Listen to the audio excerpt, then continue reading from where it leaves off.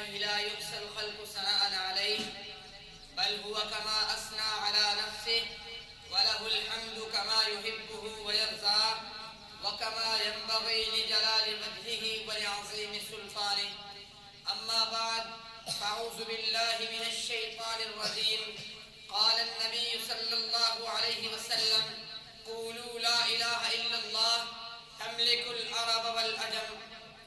کیا ہے آ گئی کیا ہے، کیا ہے آ گئی کیا ہے، تیرگی کیا ہے، روشنی کیا ہے. آدمی نے سمجھ لیا سب کچھ، آدمی نے سمجھ لیا سب کچھ، یہ نہ سمجھا کہ آدمی کیا ہے. قابل صدر احترام صدر ذی وقار اور عزیز طلباء اکرام، میں وقت کی راہ گزرنے کھڑا ہوں. میرے سامنے روز و شب کا عروج و زوال، لیل و نہار کی طویل تاریخ ہے. بنیاد انسانی رویے، قوموں کی تقریریں اور اخلاقیات کی تباہی میری معصوم تمناؤں کو، خوبصورت بہم کو زمین پوش کر رہی ہے.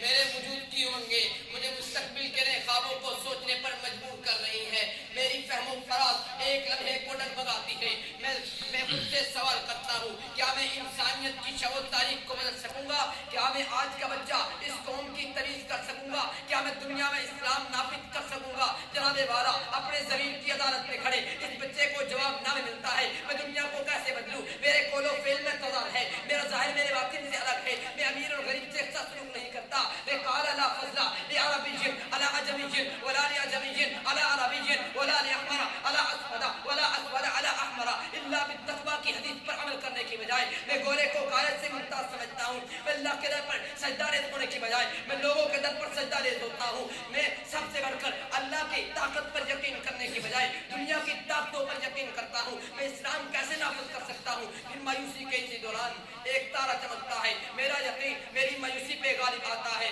میں سوچتا ہوں میرے کانوں میں آواز نہیں کہ کتاب سے باہر نہ نکلا تھا کہ میرے کانوں میں آواز پڑتی ہے کہ تم تو اس نبی کے غلام ہو جس نے ہر طرح کی جنگی ساز و سامان سے لبریز 1000 کے لشکر کے سامنے 313 کو کھڑا کیا تھا. حالات یہ تھے، کسی کے پاس تلوار تھی تو ڈھال نہ تھی، ڈھال تھی تو تلوار نہ تھی. جب نبی ذیشان نے 313 کو لڑوایا، ایمان سے لبریز صحابہ نے دنیا کو کیا پوری کائنات کو بدل دیا. سچ کہا، قولوا لا الہ الا اللہ تملک العرب والعجم. لوگوں لا الہ الا اللہ پڑھ لو، عرب و عجم کے مالک بن جاؤ گے. میری سوچ کا دائرہ جب اس طرف جاتا ہے تو میں کہتا ہوں ہاں میں اسلام نافذ کر سکتا ہوں، میں دنیا کو بدل سکتا ہوں. کہ جب میرے اندر وہ عمل پیدا ہو جائے جس عمل کی وجہ سے قرآن نے کہا تھا ولا تہنوا ولا تحزنوا وانتم الاعلون ان کنتم مؤمنین، کہ اے کائنات کے ایمان والو سن لو، تم ہی غلبہ پاؤ گے. تم بے یقین نہ ہو جاؤ، تم غمگین نہ کرو. ہاں اگر میرے اندر 313 والا جذبہ پیدا ہو جائے میں اسلام نافذ کر سکتا ہوں، میں دنیا کو بدل سکتا ہوں. ہاں اگر اطیعوا اللہ و اطیعوا الرسول کہا ہو میرا تو میں دنیا میں اسلام نافذ کر سکتا ہوں. ہاں اگر میں وہ مومن بن جاؤں جس مومن کے بارے میں قرآن نے کہا تھا وما كان للمؤمن ولا مؤمنة اذا قضى الله ورسوله امرا ان يكون لهم الخيرة من امرهم، کہ مومن کو جب بھی کوئی مسئلہ درپیش ہوتا ہے اس کو اللہ اور اس کے رسول کی طرف لوٹاتا ہے. ہاں اگر میرے اندر وہ صفات پیدا ہو جائے جس صفات کو رب کائنات نے 22ویں سپارے میں تذکرہ کیا، ان المسلمین والمسلمات والمؤمنین والمؤمنات والقانتین والقانتات والصادقین والصادقات والصابرین والصابرات والخاشعین والخاشعات والمتصدقین والمتصدقات والصائمین والصائمات والحافظین فروجهم والحافظات اعد اللہ لهم مغفرۃ واجرا عظیما. ہاں وہ مومن جس کا اللہ پہ توکل ہو، گفتگو میں صداقت ہو، سلام میں پہل کرنے والا ہو، انتقام میں تاخیر کرنے والا ہو، نیکی میں سبقت لینے والا ہو، تکبر سے دور رہنے والا ہو، غیبت چغلی جیسی غلط بیماریوں سے بچنے والا ہو. ہاں اگر میرے اندر اور آج کے مسلمان کے اندر یہ تمام صفاتیں پیدا ہو جاتی ہیں تو قولوا لا الہ الا اللہ